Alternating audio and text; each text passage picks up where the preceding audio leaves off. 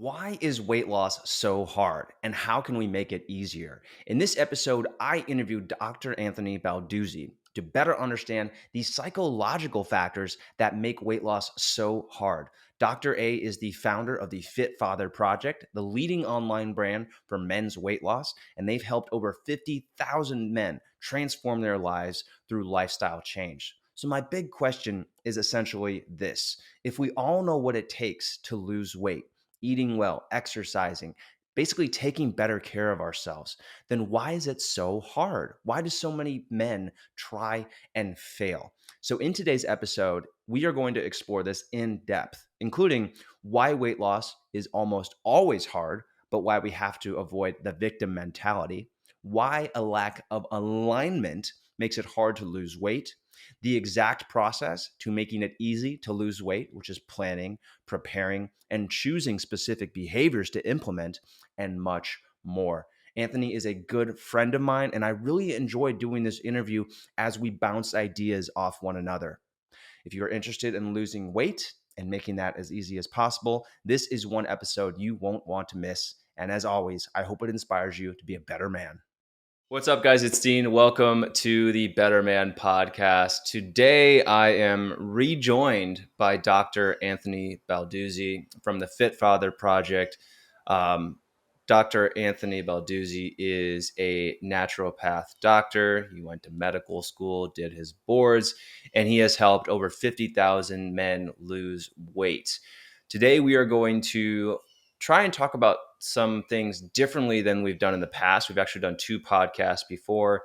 And today we wanted to talk about weight loss on the emotional side of things. We also wanted to get into some of the kind of revisit some of the transformational events in Anthony's life that led him to the character growth that we often discuss on this podcast, looking at how trauma and how these tragedies can help us actually come out of them for the better. So, Anthony, thanks again for joining me. I'm happy to be here with you, brother. Sweet. All right. So, something that I have been thinking about a lot recently is why weight loss is so difficult. People have such difficulty with weight loss. They have such difficulty with many of the things that go into weight loss. They have difficulty with getting into a habit of exercise. They have difficulty with thinking about living a healthy lifestyle as something that is enjoyable instead of like a chore, or like and then even maybe even more difficult than that is more difficult than working out regularly is changing eating habits. And I wanted to talk about some of this because if the only thing holding people back from weight loss was the right information and the right practices, then like there would be nobody would, Right. 50% of America would not be overweight, or we're heading toward that number. I don't think we're there yet, but we're getting close to that. So like, what is it, let's talk about some of the emotional aspects of weight loss. What are, coping mechanisms that people have developed that lead to having an excessive amount of weight? And let's try and dive into some of that, because I think that's so much more of an issue than just having the right information. Couldn't agree more, brother. Okay. So I'd like to approach this from like a very high level, and then we'll kind of work our way down. What Cool. does it require for us to maintain healthy bodies and a healthy lifestyle? Well, it requires some consistent actions in a couple categories. Consistent actions with food and nutrition, Mm-hmm. with exercise and moving our bodies, and with sleep and like restoration, circadian rhythm. Like we'll just take those 3 broad categories. You need to be sleeping right, you need to be eating right, you need to be moving right, or at least Mm-hmm. doing some things in those directions. And each one of those areas has its own unique challenges. When it comes to the exercise, a lot of people have time constraints in their schedules, or they don't know the right kinds of workouts that'll fit their life in the time frame, or they have pain in their bodies that they feel like they have limitations, or they're so far gone that it just doesn't feel motivating or energizing at all to go spend more energy that I don't have to go exercise, right? Hmm. Now, on the nutrition side of things, I think there's similar issues. There's pressures with people's schedules, like not having a routine, not knowing quick, healthy meals to make, not having clarity on what kind of foods to even buy. So there's a clarity issue. Hmm. But on the deeper side of things, food is interfacing with our entire neurochemical system. We're always looking to feel happier and better, whether we are conscious of that or not. We have this Hmm. nervous system that is attuned to go towards things we perceive as pleasurable. Some things are short-term pleasurable, some things are long-term pleasurable, and we want to avoid pain. And food in particular is one of the most powerful ways that our body change and alters neurotransmitter levels. Serotonin and dopamine, these things respond to the different kinds of foods that we do consume, our craving patterns that are developed. And also, food becomes a massive area of coping mechanisms for people because we have a Western culture where we're more busy and stressed than ever. There's financial Hmm. pressure, there's pressures with our kids. So, this food category ends up being like a pressure release valve for many people. It becomes like Hmm. a way to cope in stress. Like, people listen to this podcast, I'm sure people have experienced like eating way too much late at night because you're like, the day's over, I did it. Now I can just have a huge meal, just like unbutton my pants and just chill out. And it feels Hmm. so good to just gorge out on those foods. But what this is actually doing is rewiring certain patterns in our brain and altering neurotransmitter levels. So the tough thing here is that if What is someone's, go what ahead. does that break that down? Because you Okay. just said a lot of big sciencey words, but what does that mean in like general terms? Okay, so there's areas of our brain that respond.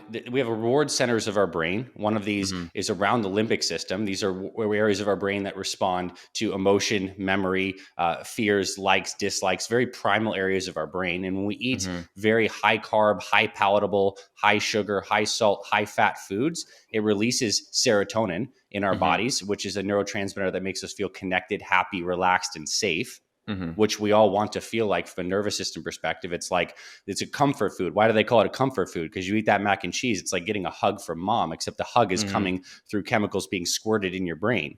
Hmm. Okay. So Or the, people get used to doing this as a way to make them feel good. So yes. and the more they do it, the more that ingrains this, when we are searching for things to make us feel better, the more that we do those activities, the more likely we are to remember, oh, what will make me feel good? I will go do that. I will feel good. I'll get what I want. Yes, it starts like that. And then it becomes such an unconscious pattern that you're almost reaching for these things before you're even like conscious of what you're doing it. It's like it Hmm. becomes a subconsciously ingrained pattern because it gets repeated. And because ultimately we do want to, at a subconscious level, to have a feeling of connection, not be afraid, to feel good and relaxed. And there's many ways we can do this. Now, the Hmm. situation is absolutely exacerbated with our modern culture, with the phones that many of us are addicted to that are also preying on our dopamine levels, which is a different neurotransmitter that's not as much about comfort and security and connection. It's more about reward and craving. And so we're Hmm. constantly learning to crave more because we're getting the next hit of dopamine through scrolling. And whether or not we're addicted to social media or if it's other things in our life, sports betting, stuff, whatever it can be, anything that you're Hmm. into, it's constantly preying on your neurotransmitters. And oftentimes people are using food as a way to rebalance, or the cravings for foods becomes its own category that we're chasing. So what I'm trying to say here is that there's obviously societal pressures that are kind of like making it hard on our neurochemistry. Food is the most foundational thing that we have in our human system to make us feel good and balanced. They've Hmm. done a lot of these rodent studies showing that the same reward centers light up when rats like do cocaine as when they get hits of sugar. And the same thing in the Hmm. human brain. You could do functional MRI scans and see the same areas that hard drugs light up. So does sugar. So does some of these things. Hmm. And we have an industry that's trying to sell us hyper palatable foods, Hmm. right? It's not like food, like a certain percentage of food's being sold because it's healthy and it's good for you, but that's a small Hmm. category relative to the interior aisles of a grocery store, which is largely to get you to eat more and consume more, not with it. And, Hmm. and a lot of these things are designed to hijack your neurocircuits. They don't keep you full. They're hyper palatable, lots Hmm. of salt, lots of fat, combinations of things that don't have a lot of micronutrients. The vitamins, Hmm. minerals, micronutrients keep us full. So it's a shitstorm in this nutrition category, right? Hmm. Now, on this exercise category, the irony is it's one of the best things for actually balancing your nervous system and improving neurotransmitters like endogenously. You get Hmm. endorphins that are released when you train and kephalins that are released. You start to feel better and more energetic as you train more. But in the beginning, it's hard. It requires like getting out of this hole and really breaking old patterns. And then Hmm. the final category I want to get into, and then we'll probably go deeper where you ever want to go with this, is sleep. Right? We have an epidemic right now of people who are not sleeping well because we have so much artificial light in our environment. We're disconnected from the normal circadian rhythm cycles. And when we are sleep deprived, guess what that does? Massively impacts our whole neurotransmitter system, which impacts those other two areas, makes us less excited to exercise and more likely to turn to hyperpalatable foods. And it gets us Hmm. on this whole roller coaster. We're like little crackheads on this like roller coaster trying to get doses of these neurotransmitters through unhealthy sources. And the Hmm. promises of a healthy life and how you can make that shift, and we can talk about that. I definitely have a method that works for many, many people, is that you can have an internally generating machine where you're eating foods that are actually like balancing your neurotransmitter levels, you're moving your body consistently, you're sleeping well, and then you feel good from the inside and you're not relying on so many external factors. Now, to Hmm. get there is a true hero's journey. But what else are we here to do? I don't know. Like Hmm. we're here, right? And we're here to conquer things that we feel like are holding us back. And this is obviously a massive problem. And because it's a massive problem, that means it's not an individual problem. It means it's a systemic problem. Everyone's caught in Hmm. this current. Just some people have figured out how to get out. And some people who are younger who are listening to this just have enough physical resiliency, and maybe they don't have a bunch of kids yet. So they don't know what's coming down the pipeline, but these currents are strong. Hmm. I think that one of the most profound things that you said in that is that this is systemic. This is not an individual issue, which hopefully absolves helps to absolve the feeling of responsibility or of total responsibility from people who feel like because they're struggling with weight loss, like it's all their fault, like there's something inherently wrong with them, their failures because they can't, because they're struggling with this. And I think it is important to recognize there are so many systems set up that make it difficult to lose weight. Like we talked a lot about a lot of them already. We talked about the way that food is marketed. We talked about we talked about how much stress we have on a daily basis because it is harder to make more money. It is harder Mm-hmm. to get ahead than it was before. We are also have higher expectations than we did before, which means that not only do we have to make more money, we have to make even more money to be able to support these aspirations that we now have due to these unrealistic expectations we've created for ourselves from watching social things on social media and being able to see, you know, super successful people and all the Yep. things that they've been able to achieve.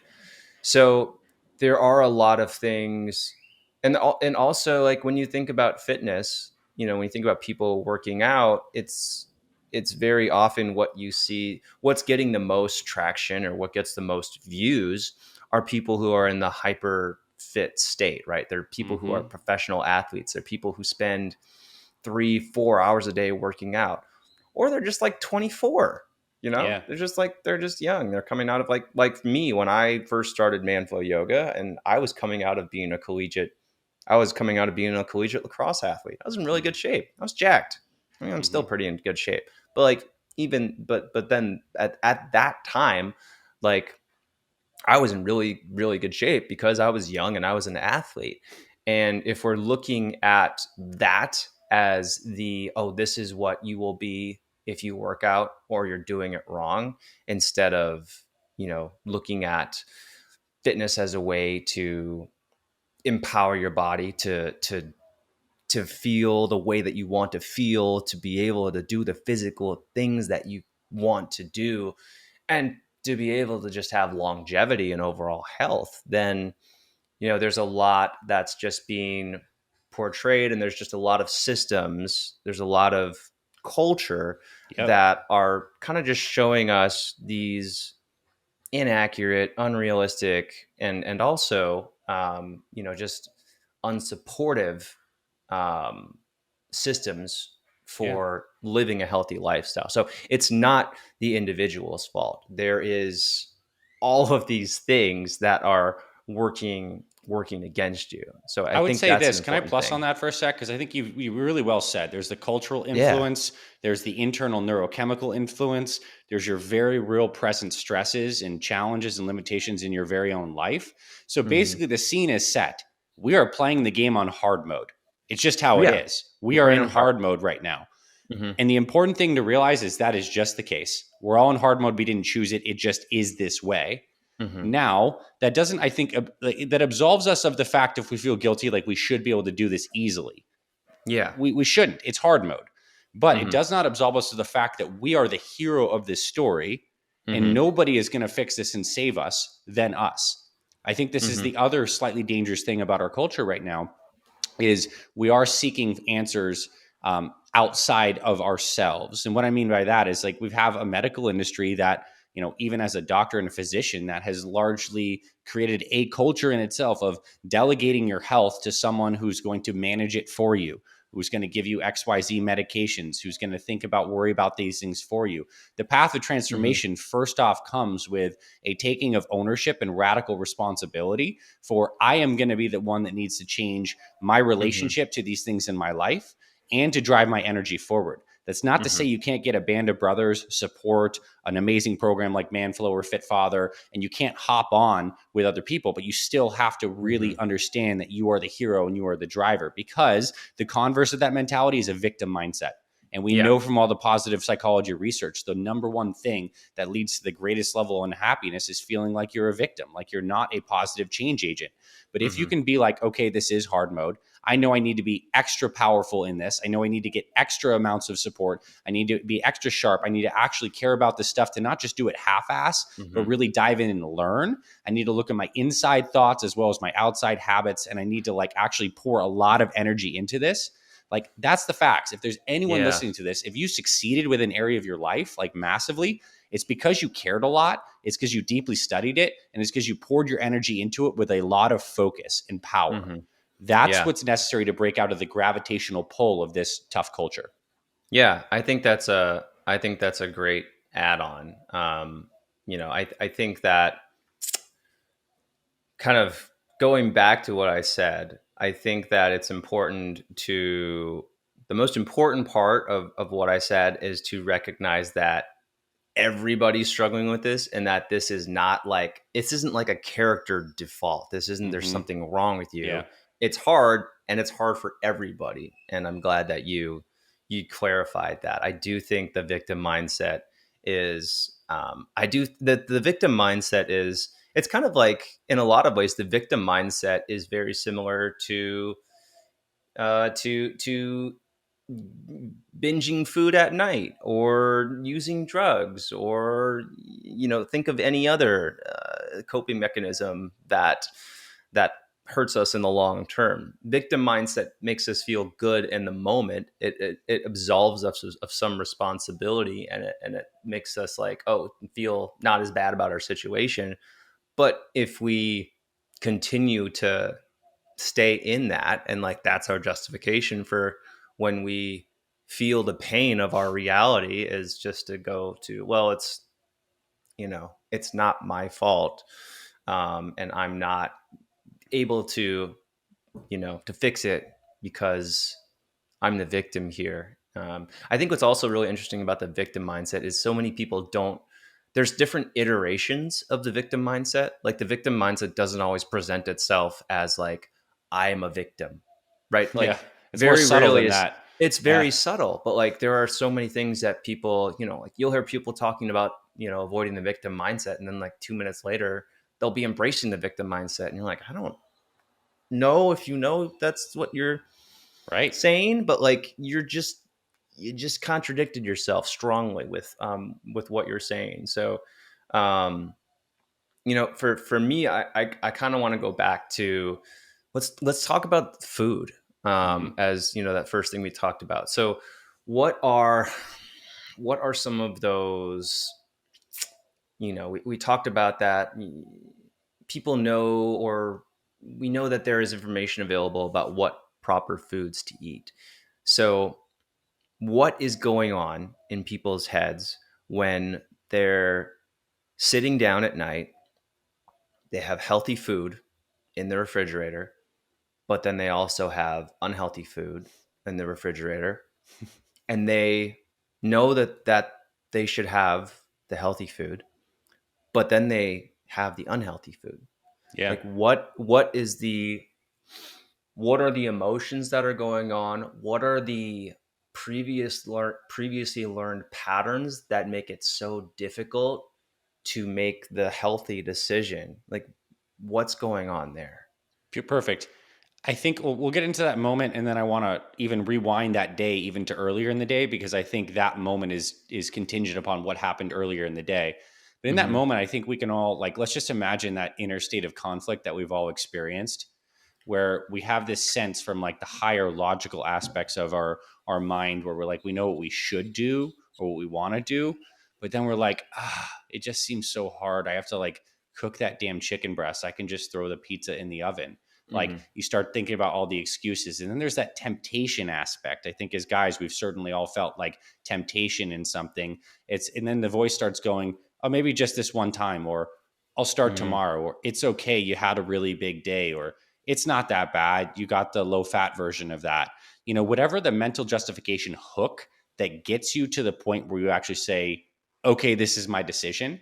It's like the angel and the devil on your shoulder are both speaking in that time. Now, if we Mm-hmm. want to break that down to less of a metaphysical way and a little more into the reality, what's happening is your higher prefrontal cortex, the logical, rational, problem solving area of your brain, has an idea of where you want to go. That's like the direction. But your deeper limbic brain, that is craving security, that wants more comfort, that doesn't want to be in pain, that does resist some amount of change. These are these emotional circuits we talked about. That Mm-hmm. area is not aligned. And there is an amazing psychologist you may know by the name of Jonathon Haidt, Haidt. And he has this really brilliant analogy of the elephant, the rider, and the path. And I think it's worth us talking about right Oh, now. Have you the heard of that? happiness hypothesis. Yeah, Yeah. I read that book I reread that book a month ago. We were talking about like if Yeah. I reread books or not, and that was actually one that I just reread. Cool. So, Well, whether or not someone's familiar, I think it's worth kind of going through this. He talks about this analogy of how change happens. And he says that there's a rider riding a giant elephant, and they're walking down this path. And the rider is the smart guy. He knows where they want to go and he's directing them, but he's tiny. Like, how mm-hmm. can he actually move the elephant? The elephant Mm-hmm. is our deep emotional brain. This is like massively powerful, may need some direction, but can absolutely bulldoze through something. And if it doesn't want to budge or wants to go in a different direction, it's like the rider doesn't have a choice. Like, he's going Mm-hmm. for a ride. Even if he says he wants to go right, elephant goes left, he has no chance. And then the Mm-hmm. path is kind of the environment that you're walking down. Is it smooth? Are there trees in the way? Are there big obstacles? How easy is the path to navigate? And what Haidt's hypothesis, or what he basically says, is that to actually create long-term change, all three need to be aligned. And the Mm-hmm. first main thing that people have misalignment in when you're feeling that angel and devil on the shoulder is the elephant, that deep part of your mind that's craving comfort and security, is wanting to go in a different direction, is not fully aligned right now with why this is actually what you want to be doing. You have a rider that's saying go right. The elephant is saying go left. And there's probably a good chance that maybe you didn't meal prep. Maybe you don't have easy, healthy food. So there's enough obstacles in your path that the path isn't Mm-hmm. smooth. So Yeah. the way to change is to work on all of those things. We have the rider problem pretty much figured out. Everyone has an idea of where they want to go. But now there's this deep work with helping realign that limbic brain, the elephant. Mm-hmm. And we do some of this in our program with the mission statement work and the journaling and reflection, and we can get into that. And then we also help you kind of like modify the path by smoothing it out, making sure there's not as many obstacles, making it easier, Mm-hmm. putting signs up to help guide you. Now, that moment though, that we have, that these are like underlying psychological currents that run in all of our minds in different domains. Anyone who's struggling with health probably can relate to that on some level. But that is also a moment that is kind of riding the momentum of what just happened at noon and what just happened at 7 o'clock in the morning. What I've found, in like, it is kind of like the beautiful blessing of this life, is like we wake up and we kind of have a fresh day. It's like a new life. If we're going to really extend this video game analogy, we got a new life, Mm-hmm. new life, level Yeah. one, where we get to go. We hit reset. A reset. And what we start to do early in the day creates a certain kind of momentum pattern that carries on to our decisions later in the day. It's all like kind of building upon itself. We've all had days where we got up, we actually hydrated, we got a workout in or something, we ate a healthy Mm-hmm. breakfast, and it's so much easier to like later in the day to continue that positive momentum. On the flip side, we got up, we were groggy, we didn't sleep well last night, we get the coffee, and then we just don't know what we're gonna have for breakfast, so we just have like a bagel and cream cheese and like a side of some cereal. Our blood sugar's in a tailspin. We go to work and we're feeling a little frustrated and behind, and then for lunch we order out some crap food, and we're feeling like a little bloated, and we're feeling bloated and whatever. We don't want to really make the good decision, and now after this long stressful day, we get home at dinner and we have to decide between whether we're going to bake some salmon and asparagus or if we're going to just pop in the microwave thing that we have. What's Mm. going to happen, right? I mean, there's this current of momentum. We're all kind of like, we talked about the societal current that's guiding people. This is like our own personal momentum current that we're creating in the morning, in the beginning every day. So I'm such a Mhm. huge proponent in our programs, especially as we're helping people rechange these forces to help them win the morning and to create this positive momentum current. So at the very least, you feel like you have a little wind on your sails, and Mhm. not to say you're going to be perfect, but it makes it a lot more likely that you're going to be guided in a good direction. Yeah. So creating that. So not only are you doing things in the morning that are going to help you make easier decisions later in the day, because if you're doing things like, if you're eating a breakfast that, let's just be specific here, if you're eating a breakfast that is higher in proteins and fats, Yep. you're going to feel better, satiated, whatever. um, and that means that you're not going to, 2 hours later, you're not going to be like, oh wow, I really need some sugar right now, Yep. which is going to derail the rest of the day.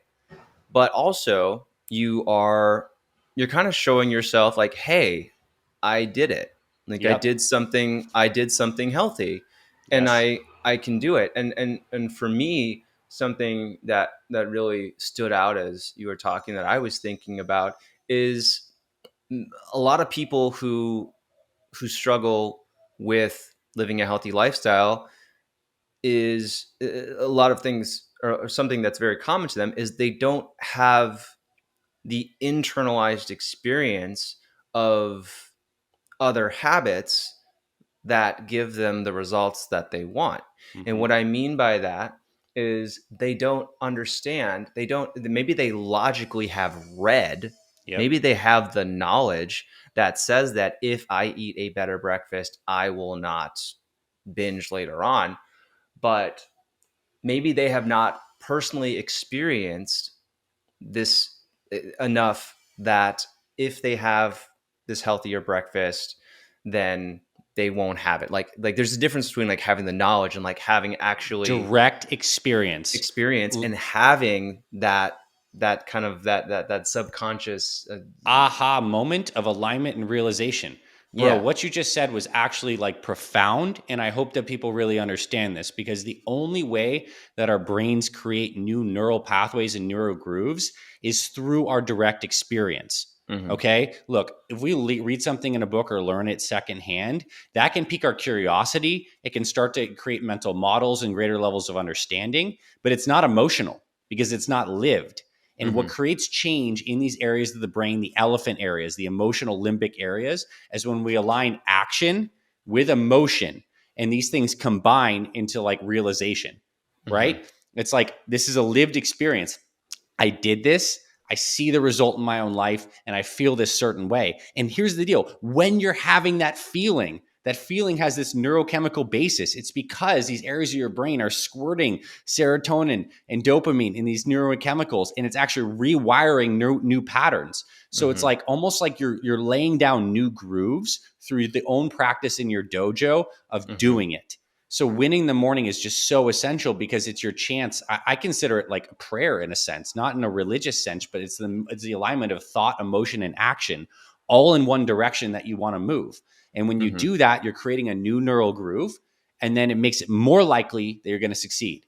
And now that might not mean you're going to be perfect for the rest of the day, but more likely. And if you stack up more likely, then it becomes more and more likely. It's like Hmm. exponential. And then at a certain point, it just becomes intrinsically motivating because you found out that you lost 10 pounds in this last month. You no longer need to have the third cup of coffee, and you're just feeling a lot better. Yeah. So, yeah, it's direct experience is necessary. And that requires, again, how do we even start to get that direct experience? You have to have a clarity of some habit to start. Like, So what is your exact morning habit? I'm sure you have a morning ritual of the kind of smoothie or shake that you make, something you would do with movement and hydration, but you have a clear routine that, like, we can get into some habit psychology now. There's a hook, there's an action, there's a reward. Like, you have this Hmm. built into your life. What I ask for guys listening to this is, if you do not have a dialed in meal number one ritual, like, you know exactly what you're going to do, it's nutritious, it's healthy, not a lot of thinking, makes you feel good and you enjoy it. Like, that's your biggest opportunity to start create this direct experience hook in your day that Hmm. gives you positive momentum. Yeah. And you have to repeat these these habits that you've planned enough to Yes. the point that your brain now realizes, oh, I get what I want from this behavior. Yes. And you don't have to do the behavior that you previously did. Like, I think a really good example is, let's you probably experienced it this week, but let's say it's like 2 o'clock in the afternoon, and all of a sudden you're thinking, I need a cookie. I want a Mm-hmm. cookie right now. Like, I want something sweet. Like, I want Yep. something, or like, I want that leftover pizza. Like, I don't care. I'm hungry. I want that leftover pizza.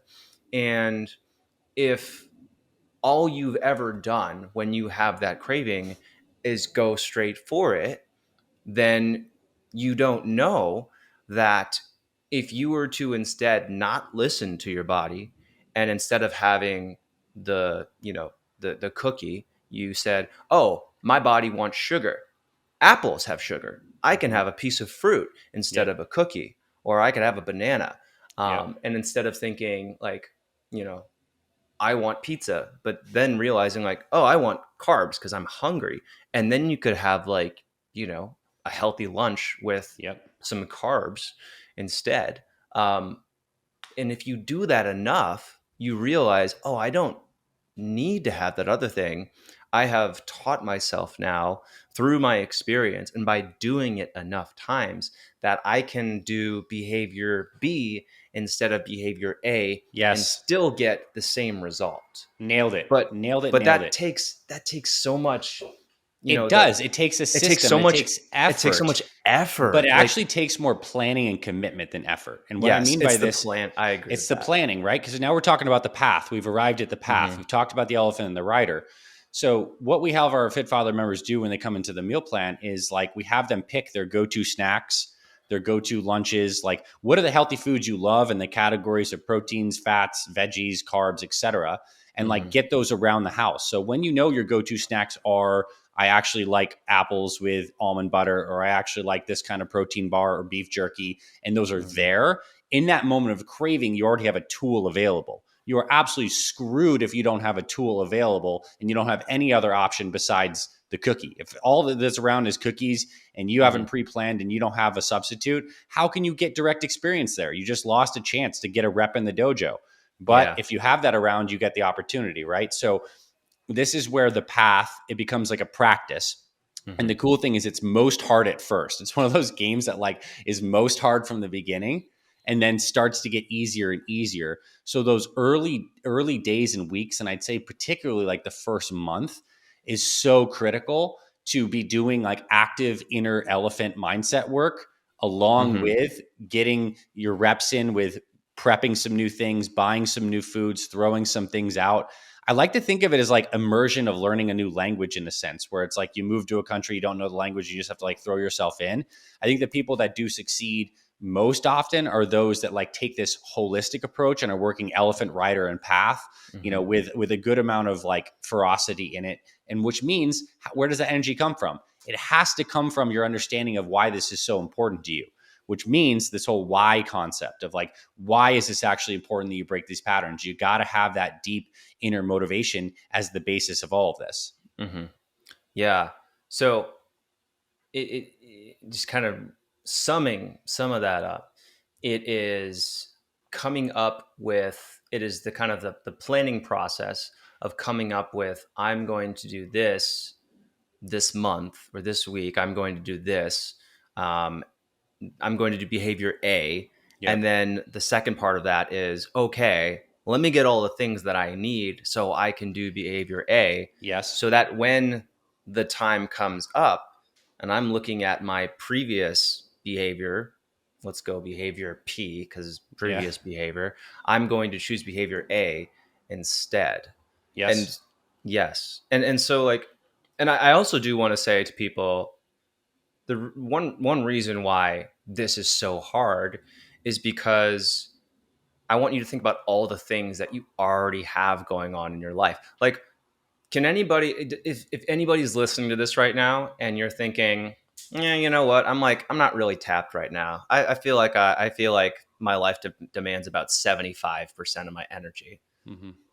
Like, who how many people can say that? Like, I don't know, 1 in 100. Like, Hmm. most people I feel are giving their 100% Yeah. in life. Like, they've got, if you're part of Fit Father Project, right, you've got a family to take care of. Hmm. And even if you're not a father, you've got a job, you've got, maybe you're a dog dad, maybe you're a cat dad, maybe you've got relationships, you've got community obligations, maybe you're taking care of other people, maybe you're taking care of your parents. So like, think of all the things that you have going on, and now on top of that, you're also asking yourself to eat healthy, exercise regularly, sleep better. And so Let's talk about that. breaking, I think so. There's this cool, you and I like books. Hmm. You did med school, you had to like reading. For me, I one of my favorite books is called Tiny Habits. It's by BJ Fogg. He's a behavioral scientist at Stanford, and he has this. He has one big differentiation that we need to make is aspirations versus goals. And aspiration is I want to lose weight, Hmm. where is like a specific, actually it's aspirations versus behaviors. Aspiration is I want to lose weight, whereas a behavior is I will eat a salad for lunch. There's Hmm. a difference. One of them is something that, okay, I would strive, I like to strive for this, but you can't do an aspiration. It's Right. something that you might work towards, but it's largely not very specific. A behavior is something that you do in order to reach an aspiration. So for Yep. me, I don't. I'll give this an example in terms of like business, because I've worked with some people. They're like, "What are your business goals?" I'm like, my business goals are like as much as possible, and they're like, well, I want you to have like this super aspirational number, and I'm like, that doesn't matter. Like, what really matters is the actions that we're taking Yeah. to get there. Like, the goal is relevant, it doesn't matter, the goal is as high as it can possibly be, but what is really important is the behaviors that are going to get there. Right. And so BJ Fogg has this concept called behavior swarm. And basically, you take an aspiration and you write down, let's say 10. You write down 10 behaviors that are going to help you get to that aspiration. And then from those, you isolate the ones that are most impactful and Yeah. the ones that you are most motivated and most able to do. So Nice. you're looking at the things that are going to make the biggest impact and are relative to everything else the easiest for Yep. you to do. So instead of looking at this big this big intimidating problem like I will lose 10 pounds, now you're looking at it like I will eat a salad for lunch. Cool, I can eat a salad for lunch. I Hmm. can't just go lose 10 pounds, but I can eat a salad for lunch because I have access to all the things that I need to make a salad. Maybe I work from home because I like salads, so it's not Hmm. going to take me too much motivation to do. So now we are looking at specific behaviors that are going to help us reach this aspiration. And when we look at something like, okay, I just need to do behavior A, instead of, wow, there's this whole mountain of things that I need to do in order to live a healthy lifestyle, it becomes much less overwhelming. Yeah. So that's the first And then you're part. But getting reps in the dojo. Yeah. right, I you get the I love it. reps, you get this feeling of success. Like when you do it, you're like, oh, I can do this. And you have And clarity because you've committed to one clarity is thing, important. right? And then you feel like you're, because I think we sometimes feel like paralyzed when we don't have a target to aim at. But the Hmm. salad target is so great because it's so clear and it's something you can repeat. And no matter what happened yesterday, you always have the target to aim at the next day. It's like okay to miss shots as Hmm. long as you have another opportunity to. Yeah. Are you open to me chatting a little bit about bandwidth to plus on this for a sec? Yeah. That's what Okay, you're here for, man. Talk. cool. So bandwidth is a really interesting thing. We all fully relate to it. We Which is are. also a new word. If you don't know what bandwidth means, it's a really cool way of saying your free time. It's Yeah, like, it's I'd say it's your overall total capacity, right? mhm. And like if 100% is the amount of energy, oh man, I'm loving this video game analogy. If 100% is like your energy resource that you have as your Wait, character, wait. Sidebar. What did you play video games when you were cl- younger, and which ones did you play? closet nerd, we're not going there, not yet. Let No. me get a little bit on this. I'm All motivated on right. this Come bandwidth thing. on. All right, so we have energy. We have this energy resource that is our bandwidth, and we're really like tapping into it a lot, and Hmm. it can be daunting to add more things. And when it comes to changing our health, I talked about those categories of nutrition, exercise, and sleep.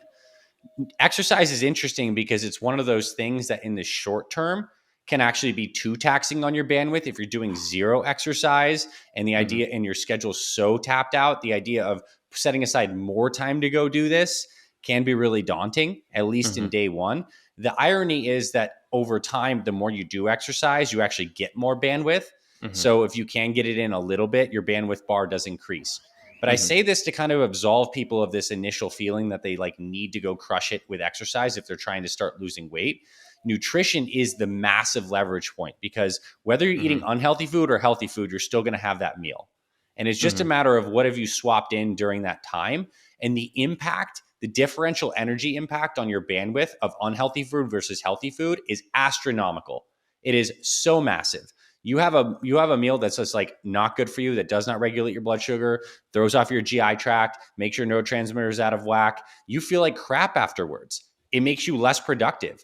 Like it is zapping your bandwidth. And I want people to understand this reframe is that when you install at the very least healthier foods in the first two meals of the day, breakfast and lunch, or if you intermittent fast, just your first meal of the day, that Hmm. is adding to your bandwidth. It's like this special little thing that you've added in where now your bandwidth capacity has increased because you've done this. It doesn't take more time. You're doing the same things. People are still going to Hmm. eat food. It's just a substitution. You're not adding anything in. You're just making a more powerful choice. And then the other thing I will say is like this is its own can of worms.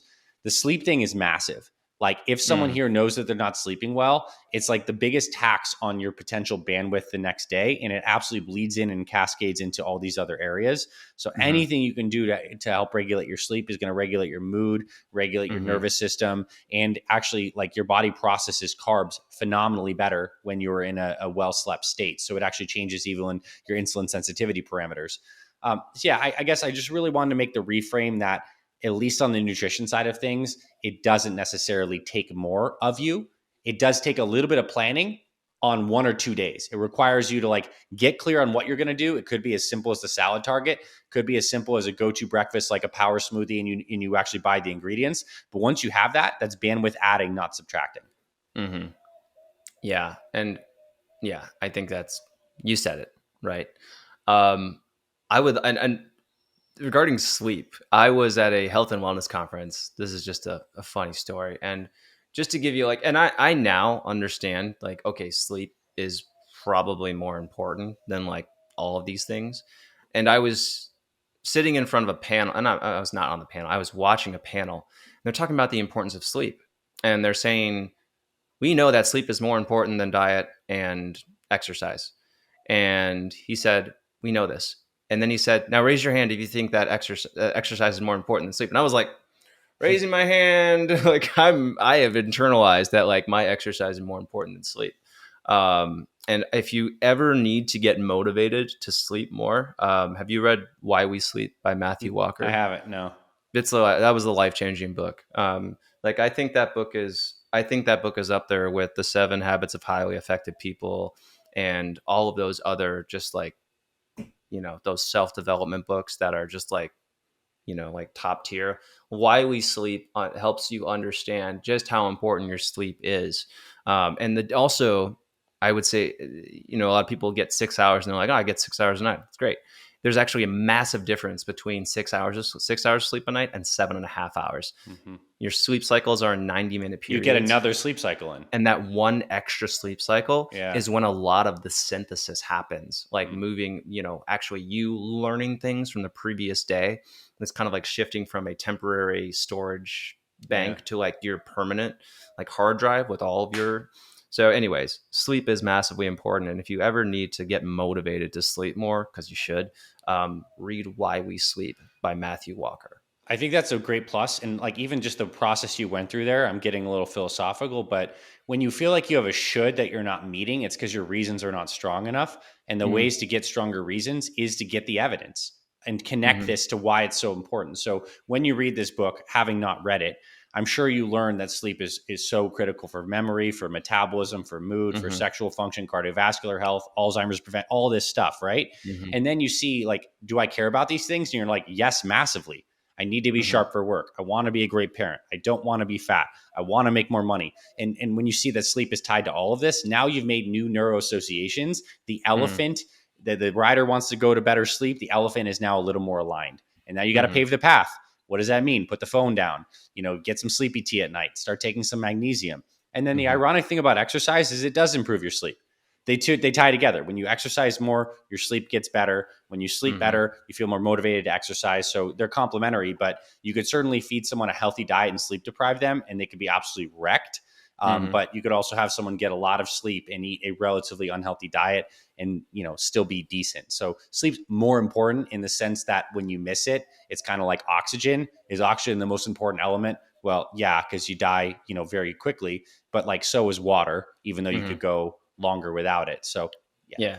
Like you ask Arnold Schwarzenegger, like deadlift or squats, he's like food or water. Like yeah. you need both. Hmm. Um, as long as we're talking about exercise, I think this would be a cool thing to talk about because I have, there's so many people in the Manful Yoga community who have a lot of resistance to exercise.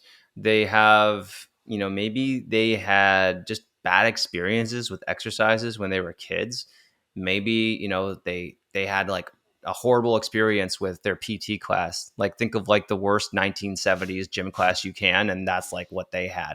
Um, and I'm just curious, like in your experience, what are some of the reasons or the experiences or the belief systems that cause people to maybe have this kind of this icky feeling about exercise? Yeah, I think like when someone's not in a fit state, like they don't trust their bodies, they don't have physical confidence. There's Hmm. fears around hurting themselves. There's fears around guilt and shame about looking silly, about not being able to do things. Like this is Hmm. some primary psychological stuff. Like most people don't like to do things that they're not good at. And guess what? Hmm. When you're starting to exercise, like you're probably not good at it. So again, your reasons for why to even start need to be massive. And then I'd also suggest that it's a really cool to choose to start exercises that you enjoy. And Hmm. that's what I think is so cool about Manflow Yoga is you're taking primary foundational postural stuff that people are doing and like helping them get better at these basics, helping them attune to the breath as well as the synchronized motion so that you Hmm. feel more peaceful and you get immediate benefit. So it's a gentle way to exercise that also can become very intense as you have your harder workouts and flows that are just badass. Hmm. Now, what I think with I'll reflect on our FitFather workouts, which are certainly different than Manflow. Our approach is like metabolic resistance training, which is a combination of weights in circuit fashion with cardio. So it actually feels similar to a Manflow yoga workout. You're just doing your squats, deadlifts, rows, shoulder press, push-ups, whatever with dumbbells, and Hmm. doing them very fast. It's higher intensity. With exercise, there's a trade-off between intensity and time. So you can't have a very intense short workout that gives you a benefit for a long period of time, or you can have very long, low intensity workouts that also give you benefits. And the way we help our members is basically like you pulse these a few times per week. And we help you explain to you the phenomenal benefits you're going to get after a single 30-minute session. You benefit for days afterwards. Do you have time to pulse that in a few times per week? Most people say yes. And at first, I'll be honest, when a lot of people start any kind of exercise program, especially higher intensity, it's not always fun at first. But what is fun for the human spirit is conquering things. What is Hmm. fun is progressions. What is fun is showing up and be able to do more than you could do last time. What is fun is the feeling after the workout that you're like, oh my gosh, I actually wanted to quit there, but I didn't. And I feel Mm. phenomenal now. It's like Mhm. we're shedding this layers of fat. And the fat, I guess, is both physical and it's kind of like metaphoric. It's the stuff that's kept us stuck. It's the inertia. And we need to push through. Like it requires pushing through to a certain extent. And there's ways to do Mhm. it very gently. You could follow a good Fit Father diet and just do man flow yoga and like lose weight. And not say your workouts are only gentle, but you could do very gentle yoga workouts with good nutrition and daily walking and lose 100 pounds. We've seen people do it. Mhm. But you can also get into the game of being like, I'm going to commit to a structured experience for this amount of time, like our beginning 30-day program, and then hit it and just be like, I know I don't feel like doing this, but I'm committed to this. And then you can find Mhm. after 30 days, you've made such massive improvements and it starts to become intrinsically motivating. And guess what? Who likes to work out? Fit people like to work out.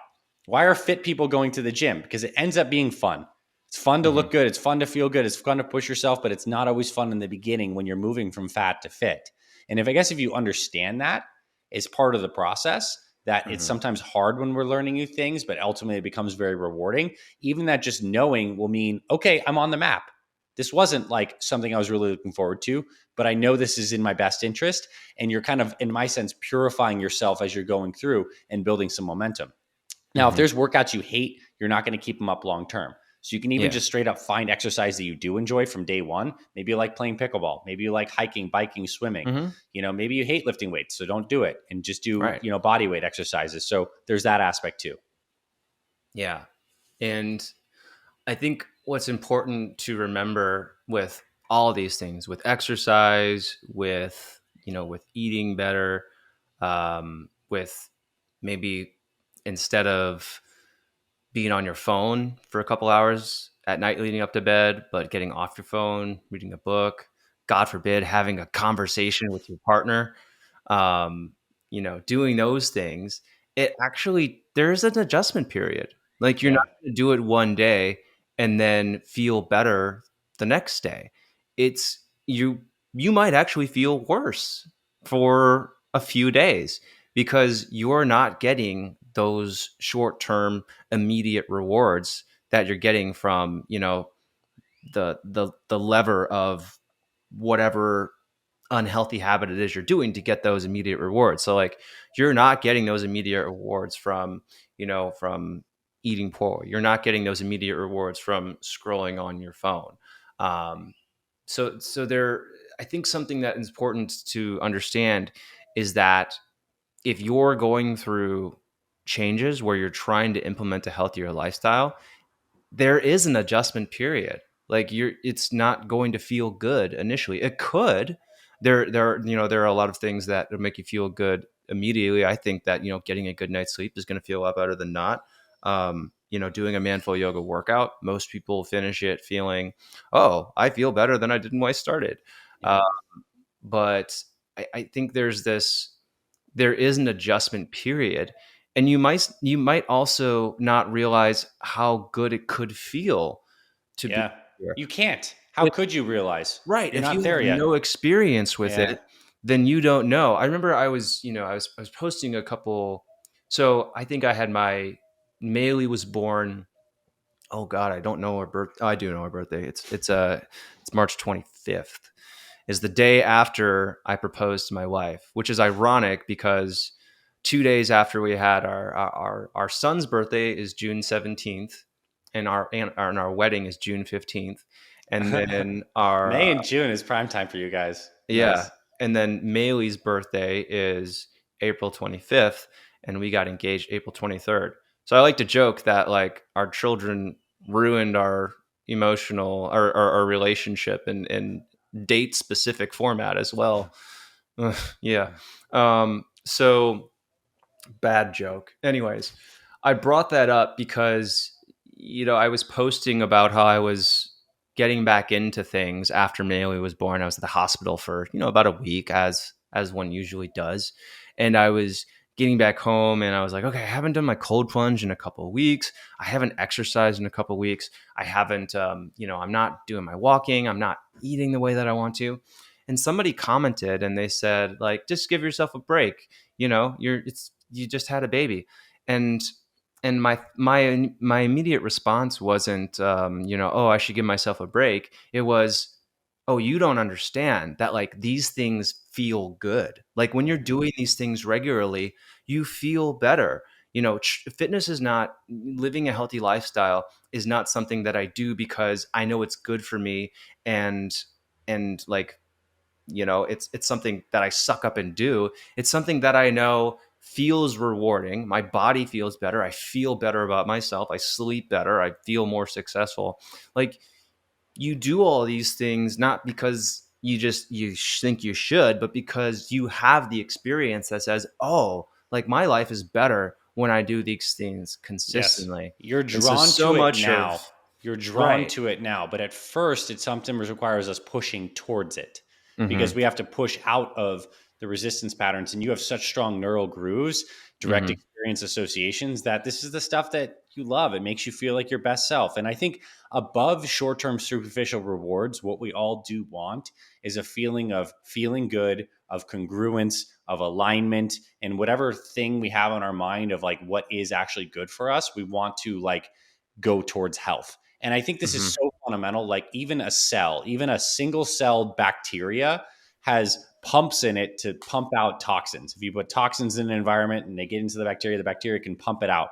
And like, so what I'm trying to say is from that perspective, we all as an organism, even the smallest ones, want to thrive in some sense. Not to say the human can't be massively self-destructive, because we can, but we do desire, our health and well-being. And when we get to taste that and we understand the process for that and we have some experience with it, we want to move towards it naturally.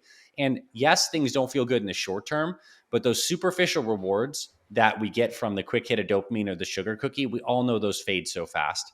you Mm-hmm. know Especially guys, like let's talk about ejaculation. Like that's the experience of like there's so much drive to get up to this peak moment of climax. You have it, and then you're like, oh, it's like back to normal, or like that was cool, but like that peak experience of pleasure is then like gone, and we go back to baseline. I'll tell you Mm-hmm. this: even if you are pushing right now in your life towards these things are good for you, the feeling of alignment that you get from doing the thing that you said you were going to do and pushing through even when it was hard, like I think that's hitting on deeper areas of our being that I would say, like in my experience, like border on like the spiritual. This is Mm-hmm. congruence. This is integrity. And the rewards you get from those values are so much deeper than the superficial stuff. We need both. We need to have pleasurable food that is healthy, that tastes good, and makes us feel good in the short term.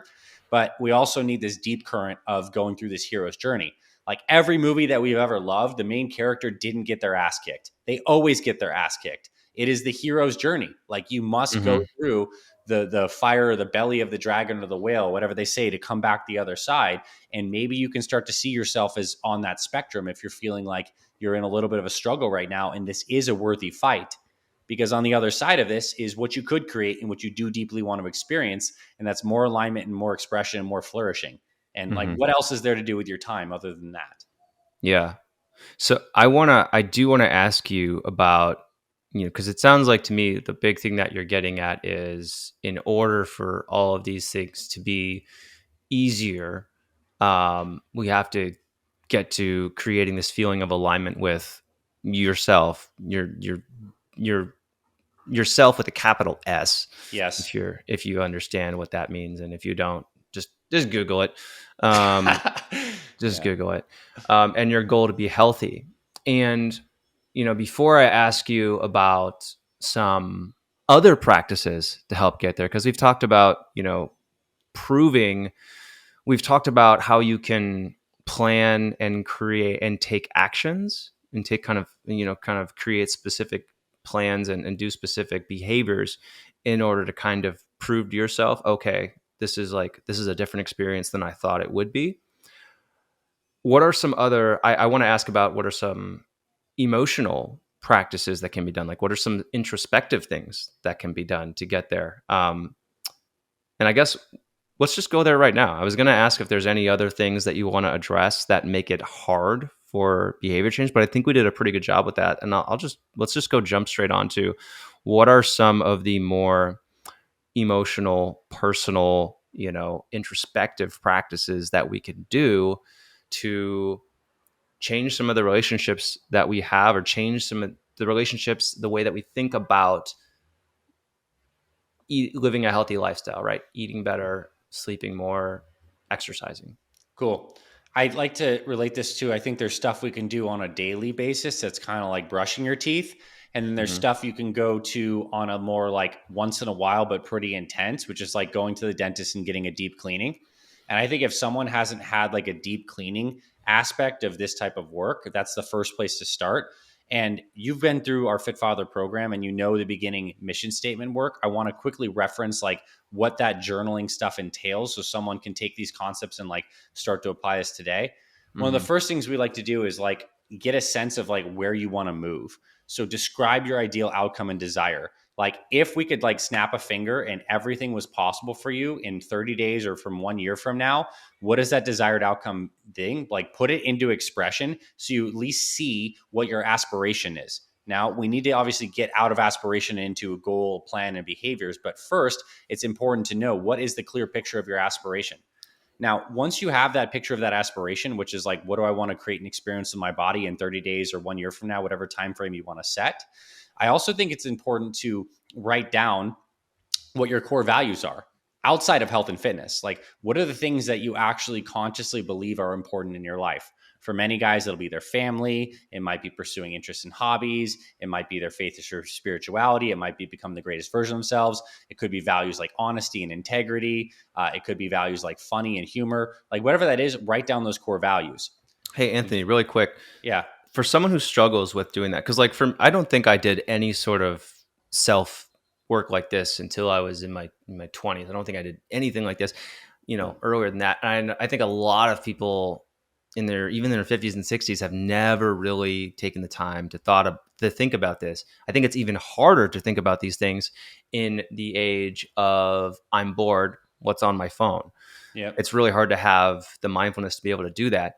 So aside from kind of journaling, journaling is one way to do this. What are some other ways that people can access the depth of the mindfulness required to do these exercises successfully? Like, Well, could look, you I do mean, it with a person? Could you have them ask you questions, or like? you could totally do it with like any kind of talk therapist. Like, okay, the mode's in because we're looking at gaining clarity and expressing that outwards. You can do that through the mode of a conversation. So that could be with a dear friend who's helping pull something out of us through verbal prompts. That Mhm. could be through writing, like we are kind of talking about here. How do we express? We either write or we speak. Like these are ways we kind of concretize things down. So you Mhm. can choose whatever medium, but the point is like we must turn inward into this reflective state and ask ourselves some questions. So either someone's asking us questions or we're asking ourselves questions. And Mhm. I think what is helpful to kind of like set the tone and the mood if you're not there is go on YouTube, get some peaceful music that you like, maybe non-lyrical, get the vibe right, and just Mm. sit there with a sheet of paper or with someone who you care about who can ask you some things. These questions maybe that we're about to cover or will cover is you gotta get deep into this because the way our minds work is we need to bring stuff from like the lower subconscious surfaces. We need to bring that up into the conscious. And a question is a prompt to help us like go fishing a little bit. And so it helps bring things into greater awareness. The key thing is like when we're doing these brain patterns, this neural patterning and like looking at the emotional side, we're looking at building connections and seeing the connections between all things. We all have a sense that stuff we're doing and our behaviors are not isolated, they're connected. And so what I'm kind of getting at so far and teasing this out, whatever medium is relevant, is for you to start to see and ask questions about what are your current behaviors? How are they Mhm. tying to your core values or where you want to go? Are they serving you? Like, are they not serving you? What is the cost of the trajectory that you're going right now? What is the possible benefit of changing your course? What are you committing to? What are your excuses or what kind of things have you said in the past that are your limitations? Are those excuses 100% true? If they're not, where is the untruth? What are you actually committed to doing in terms of tangible behaviors in the next 30 days, in the next week? Like these Mhm. are just a series of questions. Now, the cool thing about actually buying someone's program, and this will be now the shameless plug, is I've figured all this stuff out. And we've had 50,000 guys go through these types of questions. And like, you could certainly like just take what I said here and already have a powerful journaling exercise. But the beauty of like a container of commitment, and I think a reason why people are also very successful as Manful Yoga, is they sign up for something and it's all right there. It's like all you really have to do is commit and then follow along. So maybe this is a good opportunity for you if you want to do this deep work and then you don't have to figure it out on your own, is to commit and follow along with a process of something that's already been done. Like that's the easy mode. Like Hmm. pay $100, join something, go through this entire process, and now all you have to do is just respond to questions instead of figuring it out. But I guess, back to your point, it doesn't have to be through journaling. I don't journal that much now these days, although I journaled a ton, but I do journal in the context of these very deep experiences when I want to see things more clearly. It's powerful. And Mm. then on a daily basis, like how do your original question was like, how do you build more emotional connection to this stuff? Is like once you've Hmm. unearthed and done a lot of this digging, then it's like the small practices of one, the behaviors of having that good morning stuff that's reaffirming, getting that workout on that you said you were going to do. But at the end of the day, it could be just a moment of pause and awareness by asking yourselves what worked, what didn't, what was successful, what am I grateful for? Like Hmm. I hope that people are starting to see that it's not just what I said there. It's the whole process here is getting things to be more present in your awareness. It's moving from unconscious behaviors and just doing things automatically and being stuck in a rut to seeing things more clearly and then to analyzing and then making new choices. Like Hmm. that is the power of the human mind. It's why we have all of our power, because we have the ability to look at things, process them, and either choose the same or choose different. And Hmm. people are stuck because they're in unconscious patterns of not bringing things into awareness. So it takes the space to have these type of reflective exercises. Another Hmm. thing that's very powerful in connecting is to be in a community of like-minded people. Like whether Manflow community or Fit Father community, you can actually get so much from witnessing and being along with other people's journeys, interacting with other people, sharing the fact that things are hard on certain fronts, and helping and serving other people. There is Mm. this weird part of our being, and I don't think it's just unique to me, but like in service, when we get to help other people, especially with something that we know is personally important to us, it fills our cup up as fast as anything else we have. So you don't Mm. have to do this alone. There's this other community aspect. I know that Yeah. may seem generally vague. I actually don't wish there was a pill to do all this stuff, because it kind of defeats the whole human experience part of this. Like, this is Hmm. deep work. It requires questions and examinations. And if this is your beginning into the foray of this, welcome to the game. This is what's Yeah. required to succeed long term. So I've seen, I've seen a lot of people do this in Manful Yoga. We have we have a kind of process, which we just implemented. If you're a relatively new member, you will have come across this, and basically it's called my Y for MFY, Mm-hmm. and it has to do with really getting deep and getting to the real reason why you want to start. Why do you want to start doing yoga consistently? Like, what's the Mm-hmm. ultimate driver there? And I've also seen in the Fit Father Project Facebook group and the Brotherhood, I've seen people post things as well. They talk about their motivation, and a lot of the time, what people get wrong is they're too vague and they're too surface level. So someone says, I want to do manful yoga because I want to be more flexible. Great. You have scratched the very, very, very surface. Why would any of us care about flexibility for the sake of flexibility? Mm-hmm. And then when you get deeper, you understand flexibility. Okay, longevity. Okay, Mm-hmm. longevity. Why is that important? Okay, why do we want to live a longer life? Like, Yeah. oh, now we're actually like going somewhere. And so I think that, a lot of people get this wrong because they don't go deep enough. My question Yeah. for you is, how will you know if you're getting deep enough? What Because will it's you emotional. feel? You're going to Because you feel feel emotions. emotion. Because you feel emotion. Because you feel like the sense that this is actually really connected to that capital S self, like the Mm. deepest part of you that cares about something. And it could still be a very personal thing that I really Hmm. want a to live a long life, or it could be interpersonal where you realize that I want to do man flow yoga so that I have the mobility to actually like play with my kids, because it absolutely hurts my heart when I just bend over and I'm hurt and I can't run around with them anymore Hmm. like I used to. Or, it's emotional. And it's either coming from a place of like alignment and like benefits, or oftentimes from fear and pain. like from avoiding some kind of pain, but you will feel something. You'll Hmm. feel something, and it's typically not your first answer. It's typically asking that why a couple more times. And I Hmm. also think it's important to know it's like, in my opinion, you don't always just have one why. You have many whys that build up your total why. And there's whys in all these different categories. Like, you want to be more flexible, but I also want to be more present. Like, you can have Hmm. a motivation in all these other areas of our lives. Like, we all have a couple categories of life. We have this family and friend relationship life. We have what we do for work, vocation, making money life. We have our interests in what we do, and we're just messing around on free time life. And the more you can actually take these different buckets of your where you spend your time and have those why reasons connect in each of those, it's awesome. Like, Hmm. you're going to have be so much more robust because you're not just in siloed in one area. You're more spread out and lateralized across all areas of your life. And Hmm. the truth is, if someone really looked at it, the reasons why they do mental yoga probably influences all those different areas. It's like, my reasons for doing mental yoga, how does it relate to your fun recreation bucket? Well, maybe you like to play softball with your friends, and you know it's just going to make you so much better, and that actually gives you a feeling of still being a beast and that you're not over the hill, and that when you Hmm. hit the ball and you run to first base and your friends are like, damn, he still got it, like, that makes you feel really good about yourself. That could be a Hmm. reason why it relates to the friend bucket, which is totally different than longevity, which is That's totally true. different to the fact that you want to feel better when you're at work and your posture doesn't hurt, and you know you'll have more energy, which means you'll be more productive and make more money and provide for your family. Yeah. All this is a tapestry, and these are new neural connections. This is not just like psychology. Psychology is then embedded in the actual structure of the brain and the mind. Like, neural circuits and memories, these experiences, they emerge from the actual structures that we're patterning. The more connections you can make, the stronger this will be. Hmm. Yeah, I think that's a really good point, because I've done, I've done these why exercises with myself. Another way to describe it, it's called seven whys. So it's kind of like the seven whys. You're asking yourself why seven times, and you keep, you keep questioning your why with more whys.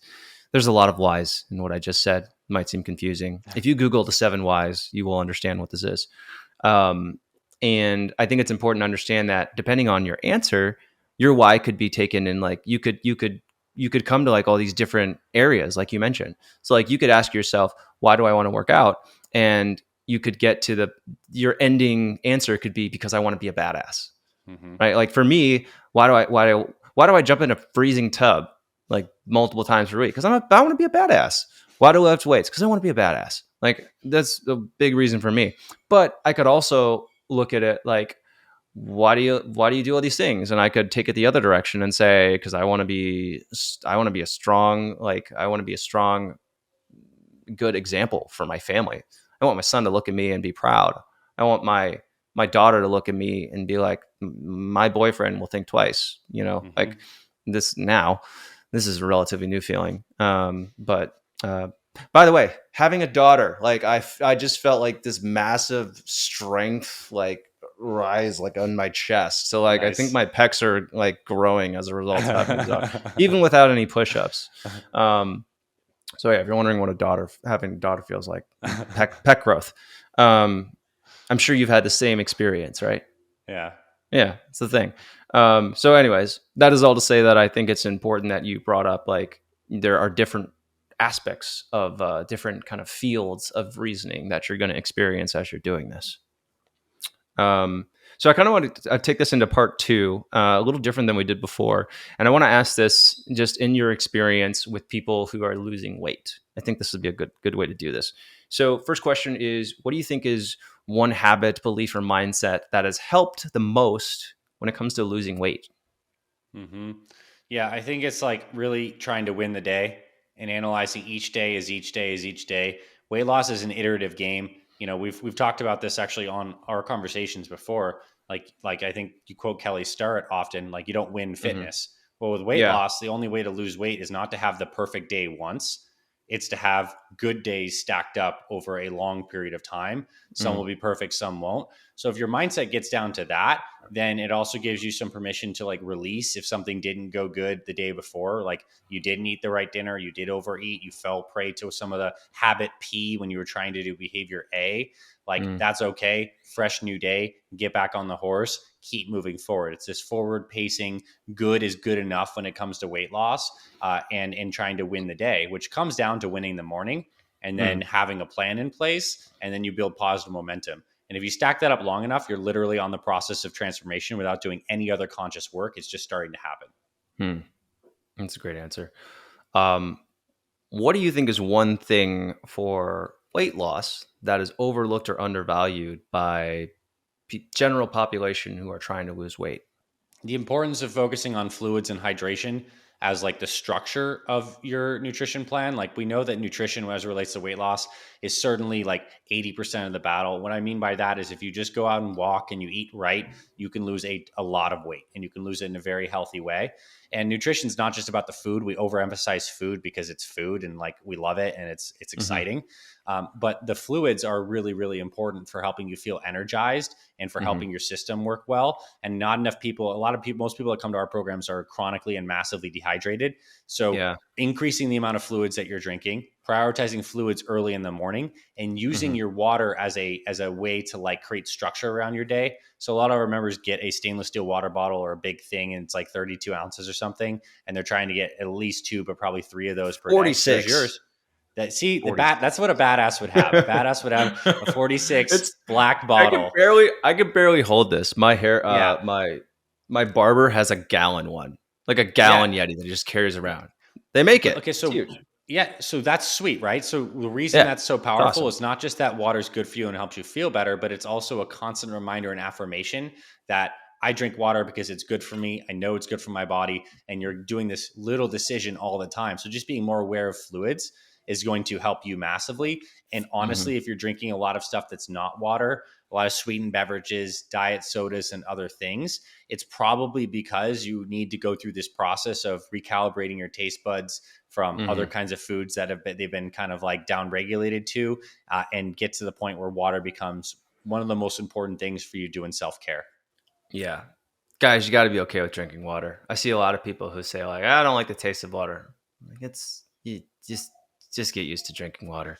Squeeze a It's little lemon in it if you absolutely must, but your taste buds change over time. Like mhm. when you're eating a lot of eating and drinking a lot of like sweetened stuff, whether it's Yeah. artificial sweeteners, not good for your gut microbiome, or even Mhm. natural sweeteners like stevia, erythritol, other things like that, like still constantly throwing that stuff at your tongue is going to make Mhm. it so that a lot of people have like a jacked up taste perception. The cool thing is Right. that can change, and that can change within a few weeks of like getting on a healthier plan. Again, not Mhm. overnight, but very, very Yeah. good.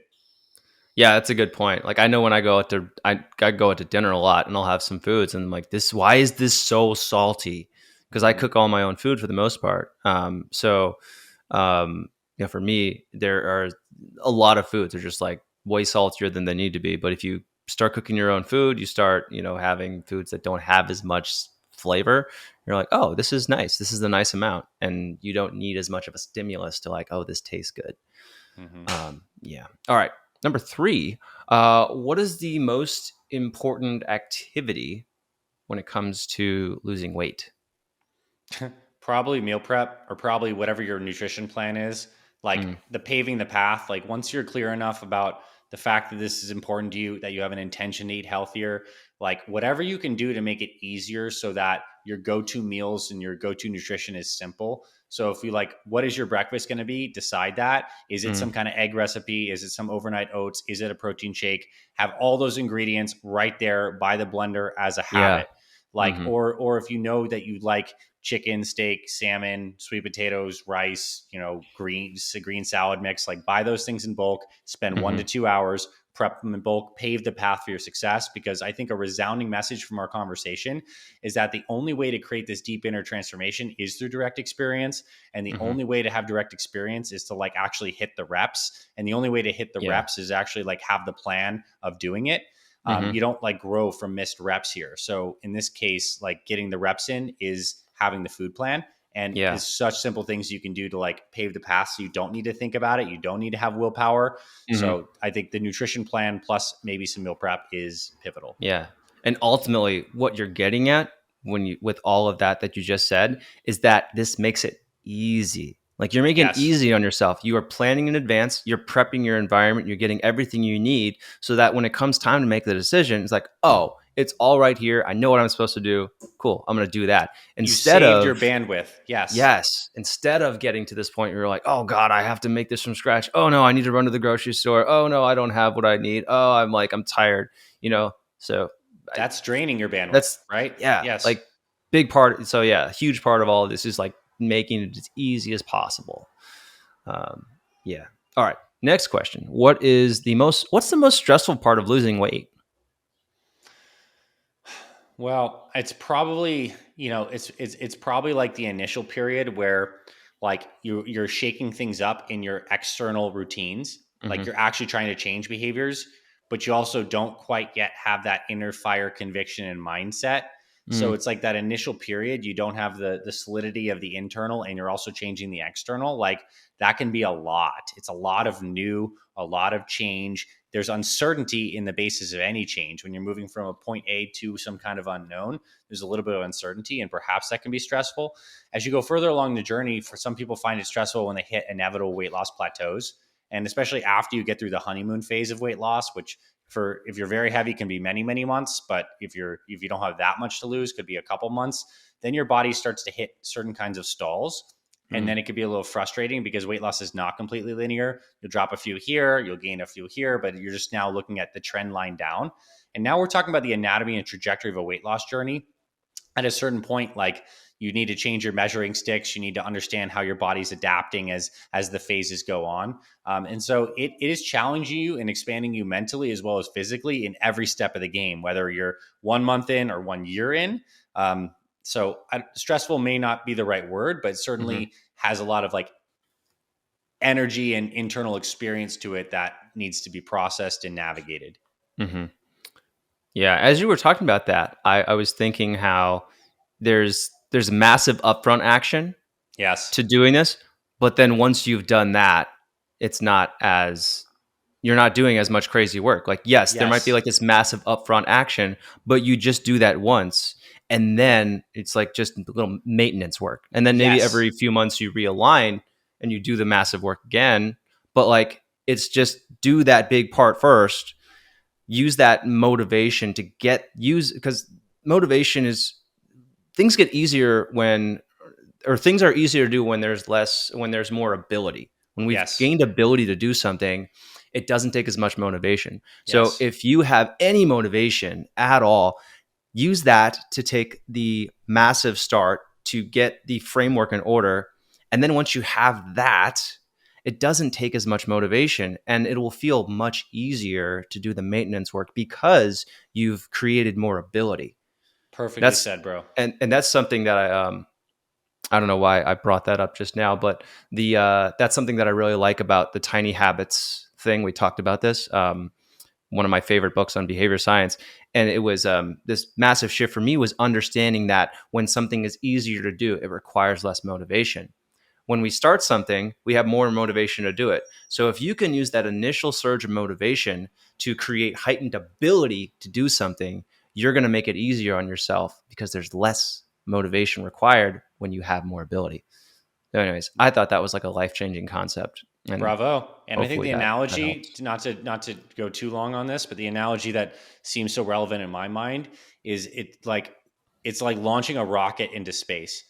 We have to escape Hmm. gravity. Yeah, So it means we need a totally. lot of stored up energy. And you gain that stored up energy through all this deep emotional work we've done, like getting clear on your why, connecting to your reasons, like actually committing, buying the program. You need some kind of SpaceX or NASA scientist to like have a plan and to help you be clear about a target to aim at. And then you freaking launch. And it takes a lot at first, but as you keep on going up, gravity weakens, and now you're actually into orbit. And when you're in orbit, you get the benefit. You're in space, you're floating around, seeing some cool stuff, and the more you're in orbit, you get like a stronger, correlation to that orbit. And then there's only small course adjustments, right? I'm Hmm. drifting a little bit, just blast it a little bit back on track, and Mm, it seems very relevant, that yeah, analogy. that's great. All right, and my last big question here is: what do you think is the biggest challenge facing men when it comes to weight loss? I think there's a certain current of the male psychology that is not all guys experience, but many do, where there's a bit of a stubbornness, a bit of an ego, and a bit of like a lone wolf mentality. It's the idea that we kind of have a culture where masculinity is tied with like rugged self-reliance. And don't Mm, get me wrong, I think there's part of that that I do resonate with. Like you're here, maybe you have a family, you're the hero of your journey. You must go forward and like conquer things and create that.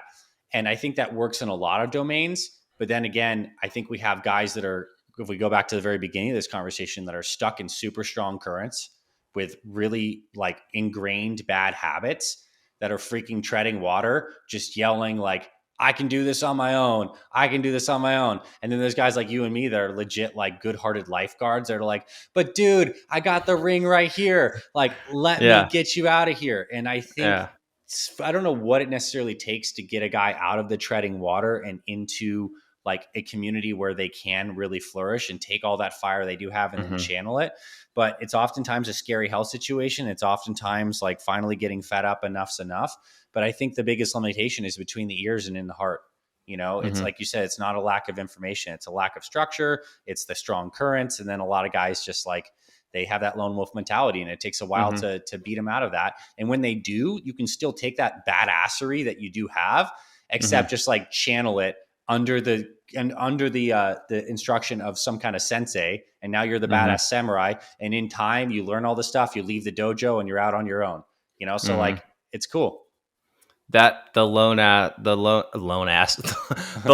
badassery concept is something that, as you were saying that, I was like, oh, that's me. That's like so many things in life. Like, hey, I have this framework for it. Not, I'm good. I'll just come up with my own. I know you spent 10 years doing it, but like, I've got the internet, and like in 3 days, I'm gonna have something better. And it's taken me a long time to like look at those things now and be like, oh, no, that's okay. Like, I don't need to come up with this myself. I'll do what you're doing because you've already have a process for this. So, yes, you could come up with a process for yourself, but oh my God, it's going to be so much easier if you just do it with somebody who's already got the blueprint for you, especially if you just like, and if you don't think it works, just go read like their success stories. Like, oh, okay, 8,000 people say it worked. Okay, it probably works, right? So, um, yeah. All right, cool. So, if this conversation sounds good for you, good to you, Manful Yoga, we always have a special deal going on for Fit Father Project to help you get started. But after the release of this podcast, there will be a limited period of time. I think it'll be 3 days when you can get an even bigger amount of savings on the Fit Father Project program.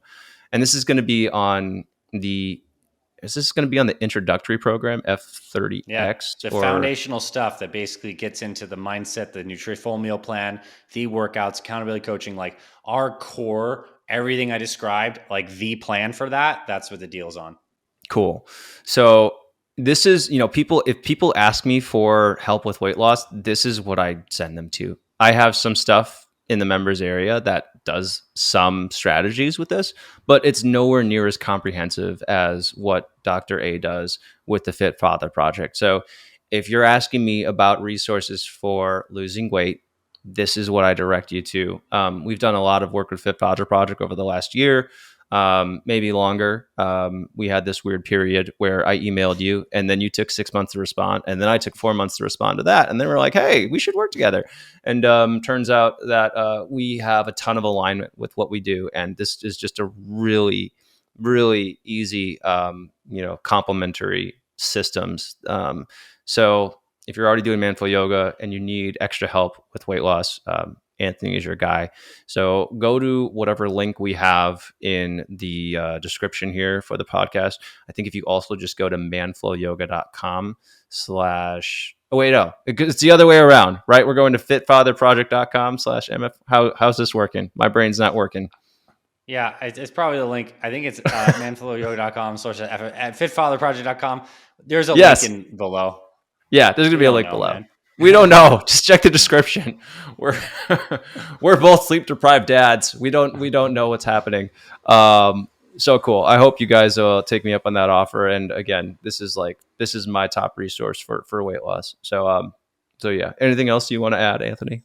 Yeah, the one thing I'll say is for people coming from Manflow Yoga to FFP, like we show you how to like continue to integrate the exact stuff you're doing with Manflow into this additive lifestyle. These are by no means like competitive things. You continue doing your Manflow stuff, you start our nutrition plan, you get through the deep inner work stuff, like it all becomes super integrated in.